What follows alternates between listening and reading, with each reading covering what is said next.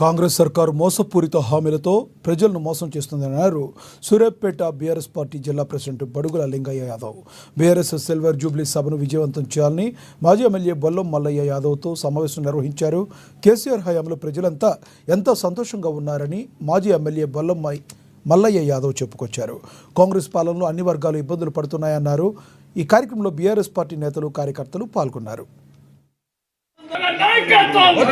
కేసీఆర్ 10 సంవత్సరాల బీఆర్ఎస్ పాలన అయితేనేమి, ఇవాళ 16 మాసాల నుంచి ప్రతిపక్షంలో జరుగుతున్నటువంటి మేము తీసుకున్న పాత్ర అయితేనేమి, ఇవన్నీ కూడా ఇవాళ ప్రజలు ప్రత్యక్షంగా చూస్తున్నారు. తెలంగాణ సమాజం అంతా చూస్తున్నారు.